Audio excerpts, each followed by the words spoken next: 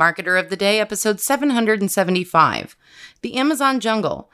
Build credibility, create a winning brand, and thrive in the Amazon marketplace with Jason Boyce. Welcome back to the Marketer of the Day podcast. We are here with Jason Boyce, who is the co-author of The Amazon Jungle. We are going to be talking about e-commerce, bootstrapping, branding, and also how Jason was able to get his company to become a top 200 Amazon seller and a top 1,000 e-commerce seller, according to Internet Retailer Magazine. Super impressive. Jason, glad to be talking to you. Hey, great to be here, Robert. Thanks for having me. So Amazon, e-commerce. The only thing that I guess two things come to mind about that. One thing is I did some of that kind of Amazon e-commerce stuff years ago, and my only two regrets. Regret number one was realizing how cutthroat and fast-paced some of the e-commerce and Amazon kind of space is, as far as I wish I had been building whole websites and YouTube channels and doing all these crazy outside the box things with that. And number two, I wish I had kind of reinvested more doing the e-commerce, doing the retail arbitrage and the private label. I wish I had gotten a whole team of people to just keep the business afloat. And I wish I hadn't cashed out the money every month. I wish I had just kept it in there for 6 or 12 months. So those are my two thoughts, comments on and regrets on Amazon e-commerce. So what are your thoughts about this? What has you fired up about all this Amazon e-commerce stuff? Yeah, well, I can appreciate what you're saying. Every month when we looked at our cash receipts, especially in the early days, and I was selling on Amazon as early as 2003. We had those discussions, and luckily I was able to convince my brothers to just keep reinvesting and building up our team and building up our brand. And so, yeah, for sure. I mean, it takes a long time to build up not only an Amazon seller account but also a brand, and so. It's definitely part. And I would even say in today's world on Amazon, you have to have money up front. You have to have money to burn in the first 3 months, 6 months, even a year, in order to gain some traction. Because you said it best, Robert, it's really fast paced. I'm not sure what year you were on it, but it's even more fast paced by the month. So, it's kind of also shifted to a pay-per-play, like you were saying, platform. And when I was in there, Jason, it was maybe 2014, 2015. So that was there was a whole generation of 2012-ish sellers who they missed the good old days of you just go into Walmart, load up the shopping cart, and you have a whole cart full of retail arbitrage items. And then, but it was also kind of when a lot of these suppliers were first coming on there, and people were talking about the China fairs and things like that. So it seems at least from what little I saw, that whenever some of these doors close, some new ones open up. Kind of like how you're saying, well, nowadays there's the pay to play. Nowadays, you kind of have to have this upfront investment, but so does everyone else, right? Anytime I hear about there's this barrier of entry, I think, well, how can I make this not a big deal for me, realizing that it might be a big deal for many others and kind of keep them out? Yeah, absolutely. To my co-author, Rick Sederi's point, it is pay to play on Amazon now. It wasn't the case when I started.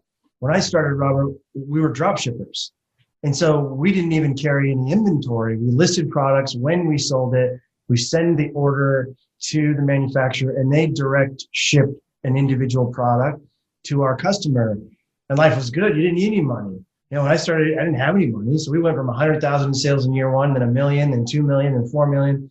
And we were doubling year over year. But then Amazon sort of changed that game and started carrying inventory and buying our products at a lot less than we could ever afford to, and carrying inventory. So that business sort of evaporated overnight. And then we had to transition to getting some exclusives where we were the only owner of a UPC code or a product. And then eventually we developed our own private label brand. And that was the strongest position to be in. And Robert, what you mentioned is sort of retail arbitrage. We call them RAs. And there's no play there on Amazon. But you can go to a tent sale and you can buy up everything that closeout retailer is offering and find a similar product listing on Amazon and attach to a listing. And you can still do some quick hits and make some money doing retail arbitrage. Drop shipping, as it turns out, is now forbidden by Amazon's terms of service, although I know there's still some sellers that are doing it. But that's like a one hit here or there. What Rick and I talk about in the book is a long-term strategy. It's this whole idea that forget about the product, forget about the sale today. What's of real value is that digital Amazon listing. And by having your own brand that you don't have to share the buy box with and developing your own brand equity and selling your own product over time, as you get more reviews, as you get more sales, that product listing will move up the search results until eventually you can get on the first page. And when you get on the first page, magic starts to happen and you start to really generate some additional sales. And so even though I certainly don't have any problem with the RA folks that are out there having fun. They like the thrill of the hunt, Robert. They like to go find a good deal and then attach it and make a nice rip. But it's a short-term rip on Amazon.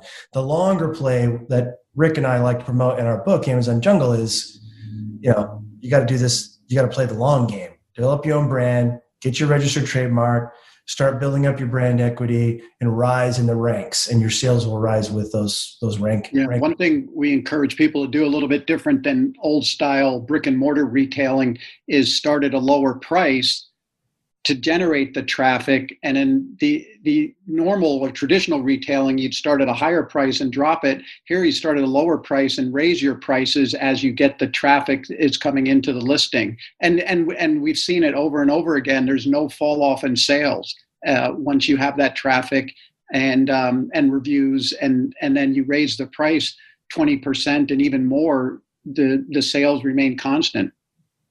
And it seems like a lot of what you guys are talking about is kind of like a startup mindset. This whole idea of number one, don't be boxed into just the platform that you're on, right? Don't just live on Amazon. I'm hearing from you guys, Amazon is a traffic source, and do what you can to break even, impress Amazon, get a presence, get this keyword optimized listing, get lots of reviews, kind of play Amazon's game, but also have your own property. And then also what you're saying, Rick, is kind of gobble up the market when you first get there, because that way, same idea. If you can get all of these numbers, all these volumes of sales, then that kind of helps you rise in the ranking. So it's kind of like two things that it seems like it goes against common sense, or it goes against kind of the traditional way of doing it, where now it's kind of more like the fast-paced internet startup kind of mindset. Yeah. And, Amazon's just such a large and powerful distribution channel. Whenever someone's launching a product, we always say you have to be there. But a lot of the branding that you're doing is happening on your own website. You're really building your brand on almost everything you do off Amazon. But then on your brand page, all that stuff transfers over to Amazon. And like Jason said, success on Amazon now is building a brand, is differentiating your product from other products out there. So people have a reason to buy it, even though it's higher priced than some others. And it's just kind of almost like in the periphery here, next to what we're talking about, like you're talking about having your own brand and having your own presence. Like what's going through my head is it opens up all these all these kind of tried and true methods, like building an email list. How many e-com sellers don't even consider that? Or things like running retargeting ads from your website. So if someone was interested enough to go from Amazon to your website, if they're that curious about your product line, it makes sense to at least target them in kind of the retargeting ad. So it seems like as soon as we get off Amazon and kind of think like the bigger picture, like you guys are mentioning, then a lot of these other kind of marketing techniques that we've always heard about can suddenly connect again. Whereas before, if we were just thinking in terms of just Amazon, then it didn't really apply. And we're talking about a lot of ideas and theories here, and to kind of keep things concrete and real world, can you guys share with me a story from some of these brands that you're building, that you're growing, that you've helped with to kind of solidify what we're talking about here? Yeah, sure. And, whenever Rick and I talk to a lot of brands every week, and my advice, whether you're a well-funded startup or even a big brand, is what you said, Robert. First of all, is you have to have your own e-commerce. It's a direct-to-consumer world now, and I'll tell you a story about someone making a big brand making a very difficult transition from wholesale retail brand to a direct-to-consumer brand. And then the other thing that you have to do is be on Amazon, because Amazon is where now 60% of the online sales in the United States are going through Amazon.com. This year, Robert, they will surpass Walmart in gross merchandise value, GMV numbers, as the biggest US-based retailer in the world. And they're massive. So you avoid being on Amazon at your own peril. And I'm going to give you a story. I'm going to give you an example. Big national brand, wonderful brand, Innova. They make auto diagnostic tools, which is a client of ours. And they own 80% of the online market share in every brick and mortar retail store, like Pep Boys, AutoZone, O'Reilly's, all of those. They own the brand. They are the national brand. And they just didn't really have any presence on Amazon. And so, what we started to see right away when we took over the account and built up their presence on Amazon was we started to defend their brand name, which is very well known, on Amazon.com with the use of sponsored ads. And we immediately started to see sales increase. So what does this tell us? This tells us that this is a well-known brand in the United States. People were searching for it. They were seeing it elsewhere, right? They were seeing it in stores, and then they were coming to Amazon and searching for the brand name. But before we took over the account, Innova's competitors were spending money on their brand name, and they were stealing sales away from their brand recognition. And so there's an example of, they probably didn't think much about Amazon as a channel because they had this wholesale model and they had such massive success in the brick and mortar space. But by going onto Amazon, sticking a stake in the ground and defending their brand, they've had a lot of success, and they're gaining market share every month now. And what's cool about what you just mentioned there is it seems like if you just do a little bit of thinking, there's always some kind of low-hanging fruit that can be done, right? Especially in this e-commerce world, like you said, where they're on like a platform like Amazon, they're running sponsored ads, and there might be some kind of cleanup to be done there. And we had a client a couple of years ago who was selling some kind of cream, and we said, make a $50,000 button, make an option for like a huge crazy amount where just like if someone wants to bulk buy a whole big garage full, they can. And then he made one sale of it just from thinking to have the button. So when you're mentioning there, like cleaning up the sponsored ads, it just makes me think of like, there's always like something that's like easy, low hanging fruit. So kind of since we're a little bit on that topic, is there anything that you, Rick, or you, Jason, can think of that's like something that a lot of these e-com sellers are missing, that it would just be so easy if they just applied this one quick low-hanging fruit, they could make a lot more money or at least grow their business faster? Jason and I probably have some different things to say about that. My 2 cents would be use more video. If they aren't using video on their website, and now especially Amazon is opening up to more of that, we've just seen over and over again how that increases sales and conversions. So if they aren't utilizing video as much as they should, that's one thing where we push all our clients to start doing, and especially more on Amazon now as well. And so easy to do, right? Yeah. Break out your phone, film the product in action, you're done. Yeah. Yep. I couldn't agree more. And by the way, Rick's book, Video Persuasion, Rick's forgotten more about how to create video that sells than most people know. And he literally wrote the book on it. So I would completely agree with Rick's comment about video is not only the future, it's the now. I've got a laundry list of low-hanging fruit items that you can do on Amazon, Robert. Probably one of the ones that's a little bit humorous, and it's a no-brainer. You'd be amazed at how many sellers right now are selling on Amazon and they don't even realize they're out of stock, or they don't realize that their listing has been either buy box suppressed or taken down because Amazon doesn't do a good job of messaging and letting them know. And there's one thing I know about marketing, and this is the golden rule. If you don't have inventory and your customers have no way of buying it, you will not sell anything. It's impossible. I mean, you'd be amazed at how many clients we talk to where, well, you're out of stock. Do you think maybe your sales would improve if you got some inventory into FBA, Fulfillment by Amazon? That might be a good place to start. So, some no-brainer stuff really helps a lot. And so, we've talked about a lot of ideas here. So if people are interested in some of this, Amazon, FBA, e-commerce world, and they want to keep this conversation going, they want to check out your book and check out you and your company and your services, what's the next step here? And how do people know if they're the right fit to be reaching out to you? Well, you want to take that one first, Rick? No, go ahead, Jason. Do talk about the agency. Great. Yeah. So my agency, Avenue, 7media.com is the best place to find out more about what we do. We're essentially your outsourced Amazon department. We do everything from product and review research. We do the creative. We do some minor editing.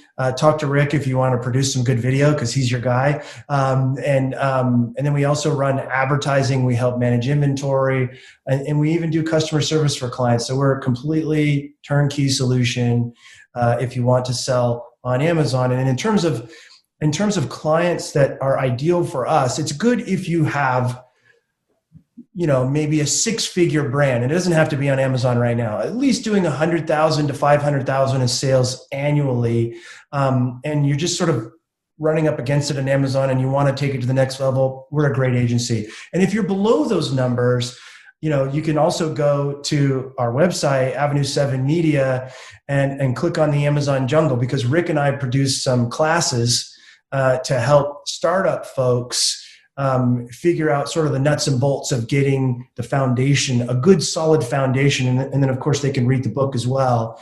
It's a real chronological step-by-step guide on what you need to do in order to have success on Amazon as an Amazon brand. Well, fantastic. Well, so people should be going to avenue7media.com to either contact them as an agency or check out that Amazon Jungle Book, so that way you can get caught up to speed. As we're wrapping up, winding down here, do you think is there anything you think we left out of this conversation, or anything kind of to wrap things up here, so to leave people with some kind of lasting thought or impression or idea? I'll let Rick go first. Yeah, no. So Robert, first of all, thank you for having both of us on. We really appreciate the opportunity. And that there's not a short, quick answer to that question. I mean, we could talk to you for hours and hours and about things to do on Amazon, but also on their own website and things like that. And I think that's one of the reasons we started writing books, is to share some of that knowledge with people. And I would just say, read some of the books that we've done and the courses that we've done, and you can get a lot more information. Because Jason has a saying, he likes to say, "I've made every mistake possible so you don't have to." Mm-hmm. Nice. Okay, so the website is the perfect place to go to check out that book and to get some more of those ideas. Avenue7media.com to dive into this e-commerce world where there's just so many new things to keep up with. I mean, you could have 20 people full-time working all around the clock, just playing around and doing all these marketing techniques, all these things as far as, like you mentioned, Jason, the research and the ads and all these things to get the product sold. So why not do it the easy way? And instead of you bumping into all these mistakes that Jason's made over the years, why not just learn from his mistakes without having to go through all of that hassle? Avenue7media.com, where you can find the Amazon Jungle, authored by Jason Boyce and Rick Cesari. Glad to be talking to you guys, and we'll see you at avenue7media.com. Please follow me on Twitter at twitter.com/Robert Plank. That's twitter.com/Robert Plank. And while you're adding me, also like Marketer of the Day on Facebook by going to facebook.com/Robert Plank Show.